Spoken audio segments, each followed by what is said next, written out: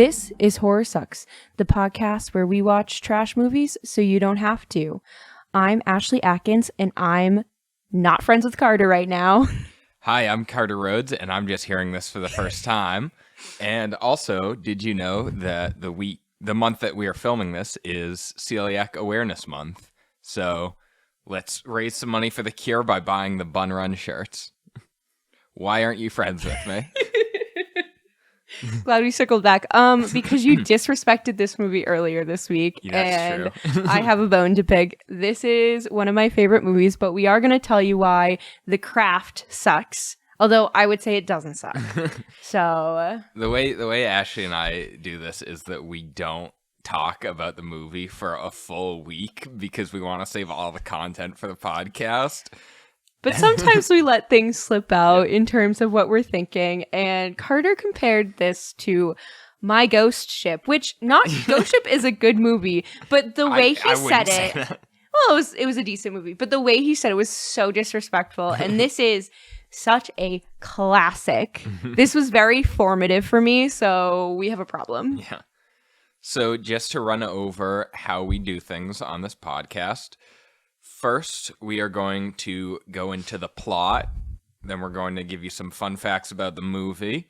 We're going to break down exactly what we liked, didn't like, and what we found spooky in a segment we call The Good, the Bad, and the Spooky. After that, we are going to deliver our overall thoughts, the Joseph D'Estacio Memorial line highlight. We are going to compare it to something unflattering, and then we'll tell you what we're watching next week. And spoiler alert, we're going to be watching something really good next week. That's subjective. All right. So let's get into the plot then. So, like I said, this movie is a classic, but it takes place in Los Angeles, California. We open with our main character, Sarah. She's moving into a new house with her dad and her stepmom. And she starts school at a new school where there are these weird girls who no one likes them. And there's a rumor that they're witches. And she's like, oh, okay, whatever. And there's this guy that's flirting her. But then she's in class and she has powers and she's like making her pencil kind of float just a little bit. And they really casually whipped that out. Yeah. is she was like levitating her pencil and spinning it without touching it. She just has always kind of had these powers that she really didn't pay attention or care about. It was like Harry Potter making the glass disappear, but she could control it and just chose to whip it out during math class. In front of people, like people could see it. Neve Campbell saw it. So one of the girls in the group, Bonnie, saw this and said she has to be our fourth because you need 4 people in a coven to make the earth, fire, wind, and air. Was that right, it? Yeah. Yeah. Okay. What were you thinking, the band? Because that's what I was thinking as I said it. Oh, okay. So they invite her to join. She's like, maybe not. And then she ends up going out with them anyways. Do you remember why she hangs out with them? No, I don't recall. That's okay. They eventually recruit her to join their little gang, and they all do this spell to kind of make things in their lives better. They all have like an issue going on. So Sarah has a troubled past. Her mom passed away.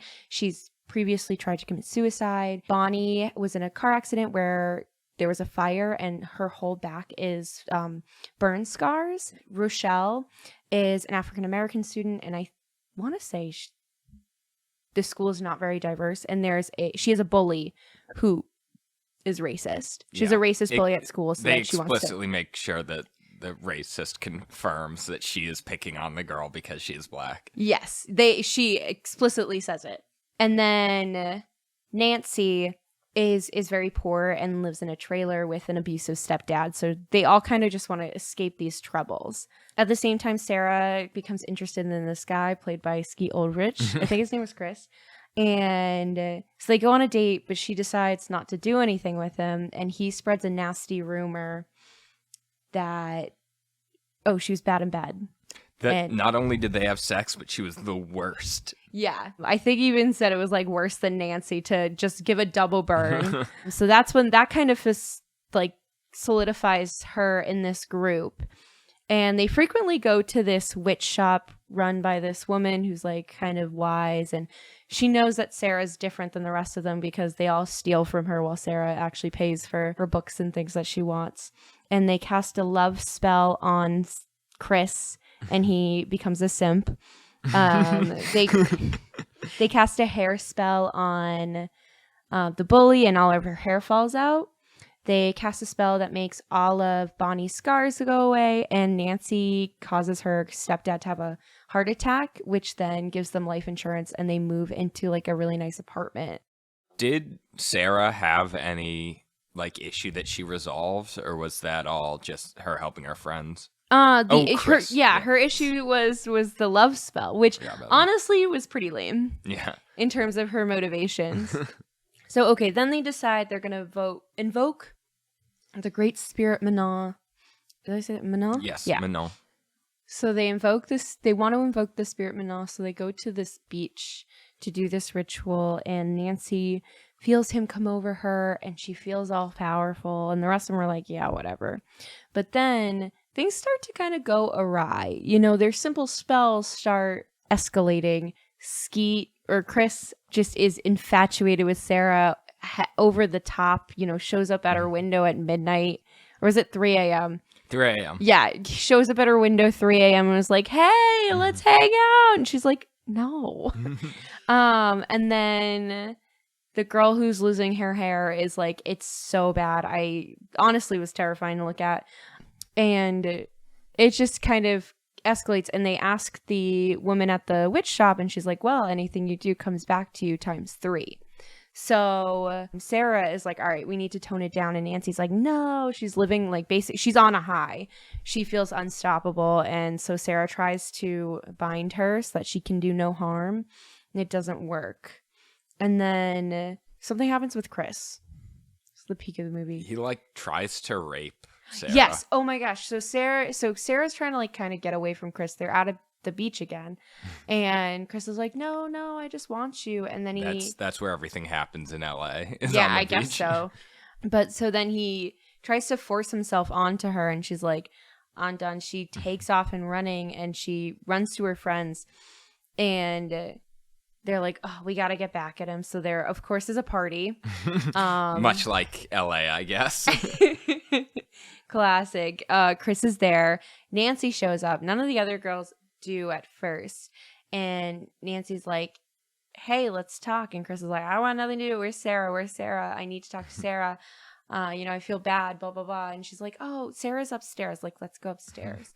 And he's like, what? Okay. And he's like, where's Sarah? And she's like, she's not here. Don't you want me? And he's like, no, I want Sarah. So then she transforms her face to look just like Sarah. And so they start making out. And then, of course, Sarah and the rest of the girls walk in. And Nancy is looking like herself again. And Chris is really freaked out. And he falls out the window. He seems to be magically pushed. It's unclear. Yeah. If this seems unhinged, it's kind of a little unhinged at this point. Yes, this is where things like kind of fall apart. Nancy becomes very unhinged and just like, I don't want to say insane, but she starts to kind of go a little overboard and is very, at this point, like dramatized in her self-worth and like her control over her friends. She becomes unstable, for sure. I think unstable is the best word for that. So then this is kind of a tipping point for Sarah. She's like, whoa, guys, like I want nothing to do with you anymore. And they're like, no, it's fine. And so they show up to Sarah's house to kind of, were they trying to kill her? Is this the final scene? Yeah. They were trying to kill her by the final scene, but they did intimidate her a little bit beforehand. Okay, so beforehand they tried to intimidate her. That didn't work. So then they go to the house to try and kill her. And she had said earlier on that she had like nightmares about snakes. So they filled the house with snakes to freak her out. As like a prank? Yeah. I don't know. It was really stressful. And so they start kind of going back and forth with the magic. And this is the parts where I'm blanking. Eventually she flees to her room and invokes the spirit of Manon, except to selflessly prevent Nancy from killing people. That's right. There's a scuffle, and eventually she is able to bind Nancy with the spell that she can't do any harm. Right. And the movie ends with, first of all, the revelation that her parents didn't die. We didn't mention it because it wasn't terribly important. Oh, that's right. We'll get to that. And the other girls have lost their powers, but not Sarah. So that's the end of the movie. Yeah. Also, Nancy's in a mental hospital. Yes. Where she's like kind of tied down to the bed and spewing about Manat and all the stuff. She has powers and whatnot, and she felt him, and that was pretty cool. Okay. So now for some fun facts. This movie was directed by Andrew Fleming. It stars Robin Tunney, who's 5'4" and was also in Empire Records. I have some fun facts about that. She plays Sarah. There's Fairuza Balk, who is 5'3", most known for the sex scene in American History X. And now that may seem disrespectful to her career to bring up that sex scene, but let me tell you, it is memorable. Jesus, Carter. Well, no, not for that reason. I mean, oh, okay. All right. Edward Norton is in full neo-Nazi tattoos. Like, oh, okay. They're having sex underneath a Nazi flag. Oh, okay. Really memorable, and it has nothing to do with the nudity in it. Okay, all right. Although we did see Edward Norton's butt. Nice. We love a good butt. It's memorable. It sticks with you. The scene, I mean. Not the butt? She plays Nancy. Neve Campbell, who's 5'5", was in Scream. She plays Bonnie. Rachel True is 5'3". She was in Half Baked, and she plays Rochelle. And lastly, Skeet Ulrich plays Chris. He is 6 feet tall and was also in Scream. There is a 2020 sequel called Craft Legacy, and of course we're going to watch it. Of course. I couldn't just let us watch that first. You have to watch this one first. That's fair. So the film raised $55.6 million against a $15 million budget. And, interestingly, Katy Perry's song Dark Horse was inspired by this movie. The film has a 65% audience score on Rotten Tomatoes and a 6.4 on IMDb.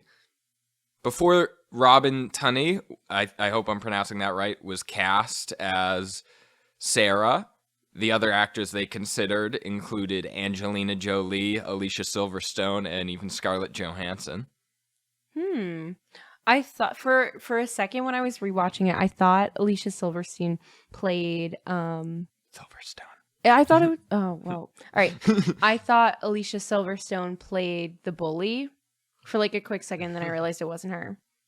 So, despite being teenagers, most of the actresses were 20 plus, and Rachel True was actually 29 years old during the filming of the movie. She actually had to fire her agent because he wouldn't submit her name for The Craft. And so she hired a new agent and said, look, you have to put my name in, otherwise I'm going to just keep doing this. And he did. She got the role. Nice. Robin Tunney. Do you know if I'm pronouncing that right? I don't want to Neve Campbell this. Well, I'm just going to keep going while Ashley looks it up. So Robin Tunney had actually shaved her head for her role in Empire Records and had to wear a wig during the filming of this movie. That was a wig? Yeah, it was a pretty good wig. I wouldn't have noticed. I think you're right, Robin. Thank you. Well, good God, the brain rot has started early tonight. Jeez Louise. Cut that out. So I think it is Robin Tunney. It's not Tooney because it's not two O's. Right. The studio actually hired a Wiccan named Pat Devon to be on set and just make sure, in general, the film portrayed Wiccans respectfully and accurately.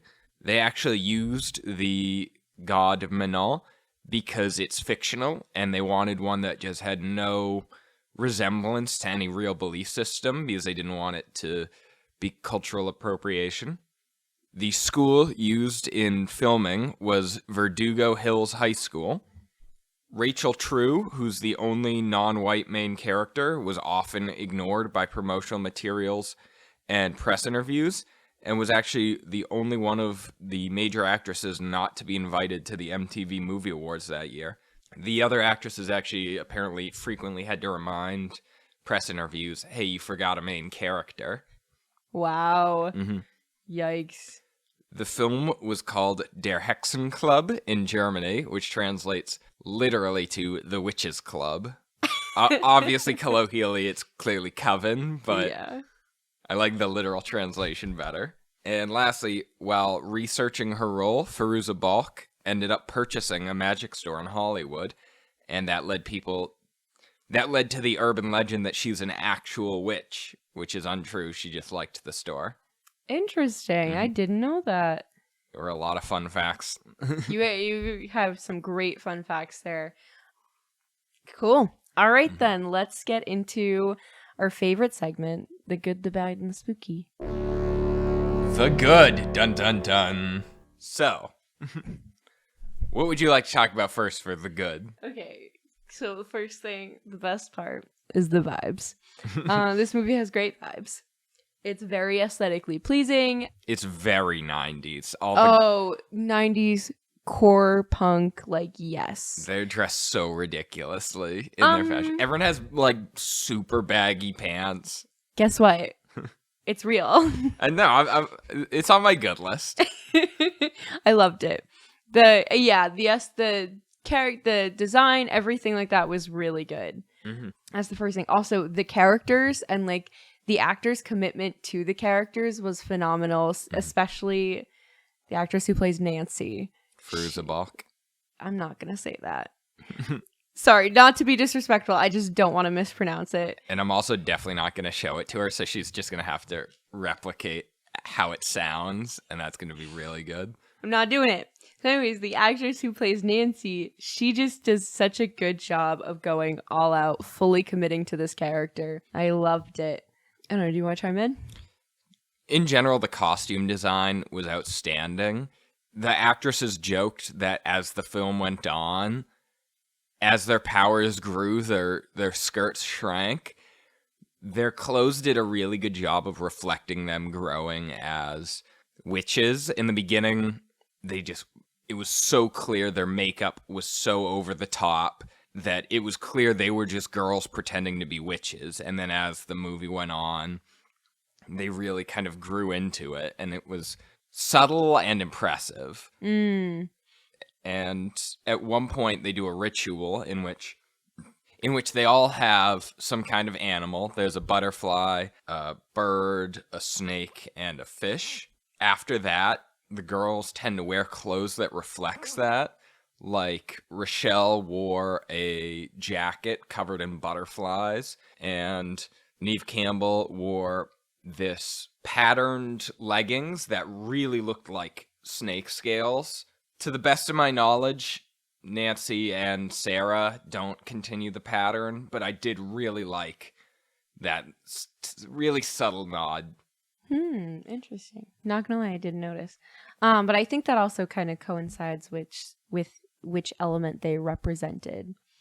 So apparently the animals they have represent them. Like, Neve Campbell was holding the butterfly, which represents beauty. Yep. Nancy was holding the snake, which represents change and transformation.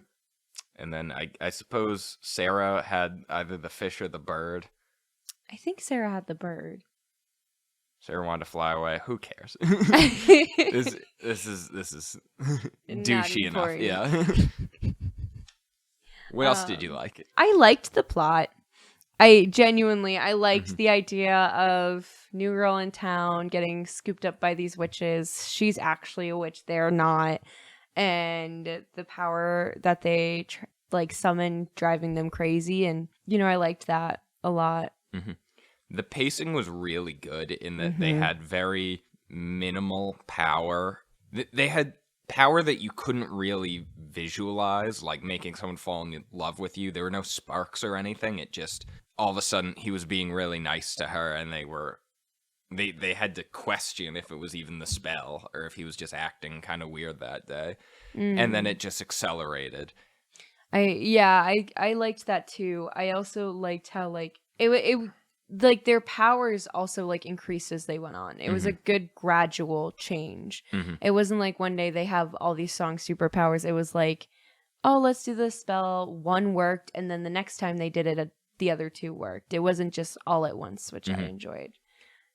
It was a pretty gradual transition from we don't know if this magic is going to work to flying around Yeah, It was a gradual transition that I enjoyed. me too.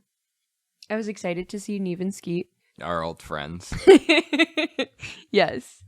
I thought Chris as the love-struck boyfriend was really good. I liked his escalation as well, because like at first it was just like she could boss him around and like he would do stuff for her and she was like, wow, this is really great, like he's interested in me, I'm interested in them. Then he starts kind of getting a little unhinged, and then he gets to the point where he's like starts to be abusive. Mm-hmm. And I thought that was really great and definitely was a good representation of, you know, things coming back to them times 3, because I don't think their other spells really captured that as well. The bald spell, like, came back to her in that she just felt bad about it. Yeah, I think it just, like, got really intense for the person that it happened to, and she felt bad because she didn't want her to have that effect that much. And then the beauty spell was just, like, she was too overconfident and, like, a little obnoxious. Which is silly to me that, like, they're like, you're so narcissistic ever since you got that scar removed from your back. Don't feel bad about that. Like, she finally feels good about herself. Yeah, I agree. That to me was just... I liked that the characters clearly, before they met Sarah, clearly weren't witches. Clearly were just pretending to be witches because they all were desperately trying to control some part of their life. Yeah. And I did like that as sort of a, I don't know, character motivation. Yeah. I really saw where they were coming from, seeing their home lives. I saw why they wished they had the power to change things. I also like, it really wasn't in your face either, because it was just kind of like when we first saw Bonnie at the doctor's getting her scar removed, I had no idea what was happening and I was very confused. And then, you know, once we realized what it was and what happened, it was like, oh, I see. And the same thing with the others. You know, the first one we really see impacted by her troubles is Rochelle with her bully. And then it just kind of, we're slowly led into their lives and what their motivations are. So I also liked that. It stuck with the pacing of the film. One of the scenes I especially liked was when Sarah goes to her first day of school. They mentioned that her uniform hasn't come in yet, so she goes in wearing normal clothes while everyone else is in a uniform. That was really nice symbolism of her being alone in this strange place.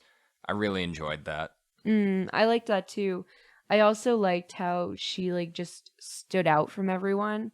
But it was so strange because they didn't really single her out, even though she wasn't dressed like everyone else. So I also kind of liked that. That was a pretty interesting like difference than your classical new girl in school. Oh my God, look at her. Like, yeah, people looked, but it wasn't really that. The only person that actually paid attention to her before Bonnie like pulled her into their group was Chris. Skeet Ulrich. Skeet Ulrich. I was gonna say Skeet, and then I was like, I should say his character name.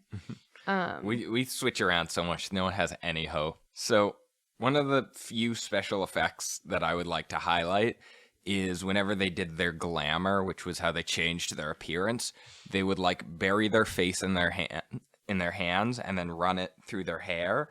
And by the time their hands moved, their face looked different. That was a pretty cool effect. I liked that a lot. That's also on my good. It also just like it was more than just like their spells they're doing on other people. It was like kind of the first thing they did to themselves, which was neat. They made themselves blonde immediately. Yeah, that was funny. So I only have a couple more things left. So they at one point have a cover of Dangerous Type by Cars. Who sings that song? Well, anyway, they had a woman singing it, and it was pretty good. Reminded me of Scream when they had that cover of Don't Fear the Reaper. That's pretty good. And it's not just because Neve Campbell is also in this movie. And lastly, I really liked this one shot where the girls bring the snakes to Sarah's house, and there's a light through the window, and you can see like the wrought iron is kind of like the squiggly pattern. It's shadows on the floor, and just looking at that, the wriggly pattern slowly turns into snakes that slither around. Yeah. It was a pretty good shot. Yeah, that was a good shot. I really liked that. It was very good tie back to the beginning. Mm. All right, let's move on to the bad. The bad. The first thing that I didn't like, or I thought was bad, I guess, was Bonnie's transformation. So I liked the idea that she healed her scars and like it gave her confidence. Mm-hmm. But when she goes into school, she starts the movie off by like just wearing these big bulky sweaters, and I was like, okay, like I get it, she's trying to hide, and then she just like immediately changes to, like, not wearing the sweater, and she's wearing a short sleeve like polo shirt, and everyone's like, ooh, look at you, ooh, like what? And I'm like, really? Like that makes that much of a difference? Not wearing a sweater? I thought that was a little silly. Mm-hmm. Yeah. My complaint is a lot more vicious. The special effects were absolutely atrocious in this movie. Just totally unforgivably bad. Outside of the glamour shots, there's a scene in which they draw blood, and the blood is clearly, it's like watery. There's a scene of this. What was the budget for this movie? $15 million. Oh, they did the same on Scream. In 96. Yeah. Yeah, that's kind of my point. And Scream isn't like they had to collect all the Spielbergs of their era to try to cut around gore to make up for budget problems. No, they just had good effects with the time. So there's a scene in which they lift this girl, and where they all imagine her being light and just using their pointer finger and middle finger lift her up in the air, and clearly she's moving faster than they're moving their hands. There's a scene in which a guy is Wait, hold on. I want to go back to that scene real quick. Okay. Have you ever played Light as a Feather, Stiff as a Board? No, I never have. So shout out to all of my friends in elementary school who I forced to play on my birthday every year. Is it because of this movie? No, because our version was better. They did it wrong. Okay. So, and I'm going to explain it because it's very important to me that you know. Okay. You have to explain a story of why this person is super light. So like you have to you start the story and you're like, whoever's laying on the ground. So Rochelle is laying on the ground. Rochelle is going to go in a hot air balloon. When she gets in the balloon, it goes up, up, and up. As she rises into the sky, you drop some more cement bags and go higher and higher and higher. And eventually, she's super high in the sky. And then you say, light as feather, stiff as a board, and you raise her up. You gotta give the psychology part of it, too. It's the same thing as, like, the sandbag story to make your body super heavy. Have you done that one? No, but I don't really want to spend time discussing every possible game I could have played as a kid. No, but it just was like, it was a little far-fetched that they were just like, yeah, we're going to lift her up by 2 fingers without doing any sort of psychological... It was magic, though. I realized that, Carter. I wish you'd seen Ashley roll her eyes. I know it was magic, but listen. Okay, that's fair. There's this one scene in which this guy is run over by a car, and there's a shot from under the car watching his body go into the back wheels, and it's just the clearest, like someone threw a puppet out a window. just crash test dummy ragdolling across the pavement. It just inexcusably bad special effects. That's not where the money went. Yeah, I guess so. And it also didn't go to the production quality in general, because the cinematography, especially in the beginning, was atrocious. The lighting was really just amateur. Like in the scene where they're in the field, the camera's rotating and certain characters' faces are in shadow, others aren't. It's horribly exposed. It was just amateur stuff. And probably one of my biggest complaints is the sound design is awful. Characters in a conversation, they talk like Joe, where they'll go really loud and then start whispering, and they don't balance the audio at all, so it's just so... I'm constantly turning up and down the volume. It was very poorly done. Does Joe still listen to our show? I feel like we make fun of him every other episode. He's watching it in heaven. Right. He can't listen because he's no longer with us. So This is less vicious an attack on the movie. Okay, good. But it was frustratingly ambiguous as to whether or not Sarah was the only one with the powers. Like, they definitely implied it, but they didn't really take enough of a stance on it. It was a lot of like, who knows? Sarah was the only one with powers alone, but now all the other girls have powers, so who knows? Yeah, I have to agree with that. I mean, I think they had an attempt to, because she was the first person who could do like spells on her own. Mm-hmm. But it was not very clear of whether or not the other ones had powers and they just needed a fourth, or if it was like they were trying to have powers and needed. And I would have been okay with either, but it was the fact that they didn't seem to be able to make up their mind. Yeah. Ambiguity is fine, but it's this movie, when you ask a question and then don't answer it, they didn't hint at it. They said, is she the only one with powers? And they never got around to it. Yeah. The other thing I had bad was the whole Skeet death scene. I didn't love it. I did like when Nancy transforms herself into Sarah. I thought that was a really cool. I mean, it was a cool effect, but it also just was like kind of a cool plot like point. I don't know. It wasn't really a plot point, but it was a cool part of the scene. But then when Sarah walks in and Skeet's like, wait, what? What's going on? And then he gets pushed out the window. I just didn't love it. I wasn't impressed, I guess. I don't get me wrong, I'm not upset over him dying himself. Like that was, I think, a good choice stylistically. I just didn't like how he died. I also kind of wish Sarah was the one to kill him and not Nancy. Because Nancy kind of uses her power to push him out the window, now that I remember that. Nancy, this ties into one of my biggest complaints about this movie. The movie was really overacted at times, and Fairuza Balk, who played Nancy, was the worst offender. She would like scream and shake her head just so the audience knew she was crazy, and it was pretty frustrating to watch. Yes, and no. Just horribly overacted. I wouldn't say horribly overacted. I think Nancy's actor left it all on the screen. Yeah. If you leave stuff at my house, that's not a virtue. You left stuff behind.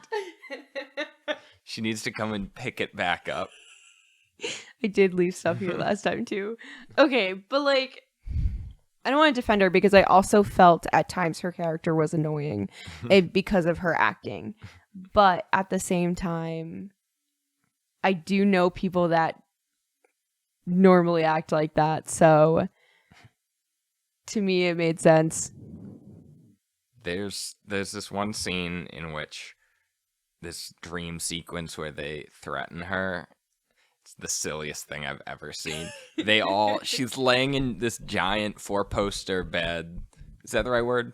Yeah, 4-post. Yeah, so she's laying in the center of her giant bed, and the window bursts open, and the 3 girls, Bonnie, Nancy, and Rochelle, fly in together like the fucking Hex girls. And They fly in, and as a group, with 6 separate hands, begin to choke Sarah. And then she wakes up in a cold sweat. And I was like, that was the dumbest thing I've ever seen. Yeah, that wasn't a good scene. Okay, I have a couple more. Keep going. So, please tell me how much you hate this movie. I really do. So, I didn't hate it. So, Sarah was really the only one with a character arc. Like, none of the other girls had any kind of introspection or even really changed. Nancy kind of changed, but she was always a little unhinged. Yeah. And so Sarah was the only one who really decided that she wanted to be better. Yeah, so I think though that like kind of goes into how superficial they were in terms of wanting to be witches and like just have power. They didn't really. They wanted to escape their situation, but like that was kind of it. They had no other kind of thought behind it, I guess. Right. But that's something you can pick apart, and they just didn't have any change. Once they're material surroundings improved, they should have had some kind of internal turmoil. Yeah, they didn't. They didn't. Yeah, because they're superficial people. And then lastly, I usually don't like to highlight dialogue as particularly bad because every so often there's just terrible dialogue lines and I try to ignore it, but this one's really bad. So they told Sarah that her parents were dead. They died in a plane crash. And then after the final fight scene, her parents are back and Bonnie and Rochelle show up and go, hey, so you know that was a glamour we put on the television and that your parents are alive, right? It's like no fucking shit. God. It's just like so no dumb. kidding. Yeah. That's everything. I did write down parents died and then I Mhm. wasn't going to say it, but I'm glad you did because you brought up that wonderfully bad quote. It was real bad. So the spooky. Let's talk about the spooky. The spooky. So, all right, there wasn't a whole lot of particularly spooky things. When I first watched this movie, I was young. So, like, most of it was spooky. Mhm. But, like, now watching it, I'm like, eh. This movie does a really good job. They have a couple of scenes with just every kind of creepy crawly. They have rats, maggots, Yeah. cockroaches, just everything in the bathroom. That kind of grossed me out. I'm not that afraid of snakes, but that did scare me. Lots of snakes can be scary. Mm-hmm. Then the scariest thing to me was the hair. Oh, the hair falling out? Mhm. Yes. The makeup was really good, and it wasn't like the girl just had a bald cap on. They made it look like she was losing hair. No, it was so good. There was like blood. There was, I gotta touch my hair now because I can't. That was it stuck with me, Yeah. that shot. No, I really liked that. Mhm. So I put a few things down, but I kind of don't like them. But the one thing I did like, so there's this guy that stalks Sarah with these snakes, and he's like tells her that like, oh, like I saw you dead or I saw you in harm. And then we already talked about he gets hit by the car, and just the striking of him like getting hit by the car spooked me. And also him showing up the house randomly kind of spooked me, but that was kind of it, I guess. I will say that him showing up at the house was a pretty good shot. Yeah. Where the door opened and you can only see him through this tiny little mirror on the far side of the room. That was a pretty good shot. Yeah, I liked that shot. That was good. That might be it. I think so. So, let's talk about... first let's give the Joseph D'Estasio Memorial line highlight. So, Skeet Ulrich has been hit with this love spell. He's in love with Sarah, and she's not answering his calls. So he goes outside her room, and he's going, Sarah, Sarah! And she answers the window. She's like, what? And he goes, you haven't been answering my phone calls. Why? And she goes, it's 3 a.m. He goes, oh, that's a good reason. He just becomes so stupid. Yeah. I love it. Mm-hmm. All right, overall impressions. I would like to start off because I'm going to bookend it and say that I love this movie, but it's not really a horror movie. And when I looked it up, it says horror/fantasy, and I was like, I don't think this is a horror movie, but we're going to watch it anyways. And so as a horror movie, itself sucks. But as a movie in general, very good. I will say that I do actually believe this is a horror movie. Okay. I don't think it's good, but it is a horror movie, for sure. All right, then. All right, so I didn't have to sell it to you. It has enough supernatural elements to it that it's definitely a horror movie. Perfect. I was worried I was going to get criticized for that. I thought the concept of the movie was great. These girls trying to improve their situation in life and get in over their heads with like an actual witch. That's a very Stephen King type plot concept. I loved the mix of horror and coming of age, but the execution was really bad, both in terms of filming and the plot. It kind of just fizzled out. And the acting was just unforgivable at times. I think you just don't appreciate There's it. There's a lot of really good things in it that I appreciated, but it was weighed down like a ghost anchor on a ghost ship. Listen, I never said it was a perfect movie. You said it's a 10. I know because I spent a while editing that line. So, Listen, I have not rated it a 10. Yeah, but okay. I do love this movie still, no matter what. so my comparison to this movie, and this might resonate with Ashley, is that it's like the scariest ride at a carnival. Is when you're a kid, it's so exciting. It's terrifying. You have to work up the courage. But then when you come back a few years later, you're like, oh, this is kind of lame. And also, it's definitely going to break and kill you. I wouldn't say this movie was lame, but I think that is a great comparison because that is exactly what it's like. Yeah. So are you ready for your rating? I am. It's fine. I gave it a 7 ominous snake men. That's pretty good. I gave it 5 snake fingers because I really thought we were going to talk about the snake fingers, but I guess we forgot. In one scene, Firuza Balk is hit with a curse, and she looks down and her fingers turn into snakes. I completely forgot about that scene. That was a good one. Anyway, 5 snake fingers. I didn't think it was that great. I honestly, though, 5 is better than what I thought I was going to get a fork from you, so I'll take it. I wouldn't call it a bad movie. I would just say I didn't really enjoy it. I don't want my time back, and I picked up things from it that I did enjoy. But you won't be watching it again. No.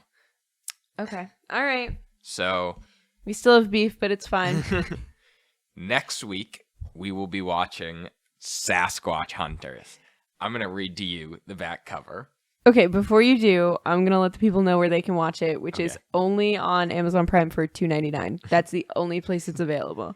We found it at Savers, and which is a thrift shop for those who don't know. For those in Glasgow. Yeah, shout out to our one listener in Glasgow. Hope you're still here. So until Ashley said you could watch on Amazon, I truly believed I was holding in my hands the only DVD in existence. No. So listen to this. Some legends don't die. They kill. One of the world's deadliest beasts is brought back to life. Nope, just brought to life. In this terrifying tale of a team of hunters who are out to confirm the existence of an ancient primate. 2 paleontology professors, a graduate student, and 4 forest rangers head out into the remote woods of the Pacific Northwest, hoping to find evidence of a large creature that once existed in China. I don't think they understand Sasquatch. This sounds like a Yeti. It does sound like the Yeti, yeah. As the group makes its way deeper and deeper into the woods, they come across a discovery that far exceeds their expectations. Some sort of graveyard that shows the evidence of an enormous creature. But they have disturbed something that they never should have seen, and suddenly a vicious killer is hunting the team, one by one. So, let me just peel off this sticker so I can read some of these actors. All right, the only names I can see are Amy Shelton White, Kevin O'Connor, Gary Sturm, David Zelina, Julianne Dever, and Stacy Bransk, and then the sticker covers the rest. It is a crisp 88 minutes long. Nice. Oh, that's what I want. And subtitles are also in French. Ooh. Rated R for language and some violence. I am so excited about this because it is just covered with stock photos of Bigfoot. They were too afraid to put any shots that they actually took in the movie. I'm dead. So, again, that is Sasquatch Hunters. The fear is primeval. The agony is real. I don't think we've ever gone into this much detail about a movie we're going to watch. Yeah. So, well, that's because I want them to watch this one. Again, it's available on Amazon for $2.99, which we paid $3.99 for this DVD copy. So. I am the sticker does say $3.99 very clearly, yes. Okay. Also, I have some exciting news to share with the people before we go. The release date for Hocus Pocus 2 is out September 30th. They don't know why we're excited about that. They'll find out on September 30th. All right. Remember to watch Hocus Pocus. They're not paying us. No, they're not. I'm just excited about it. I'm hosting a party. Yeah. Message us and we can probably get you an invitation to the party. Absolutely. But you have to say, hey, I'm a listener, Not just hey. Anyone who says hey to me on the Instagram, I will not respond because it's Instantly weird. blocked, yeah. All right. Well, that's all I have. Oh, before we go, I am just excited to say about Sasquatch Hunters. I'm pretty sure there's no like art or anything online, so we're gonna just pose with the DVD for our promotional shot. I can't wait. It's gonna be so good. It's gonna be good. Alrighty. Okay. So thank you guys for listening. Make sure you tune in next week. Be sure to like and subscribe, and remember, stay spooky. Horror Sucks is brought to you by Wild Thing Media. Production done by Ashley Atkins. Editing done by Carter Rhodes. Thanks for listening.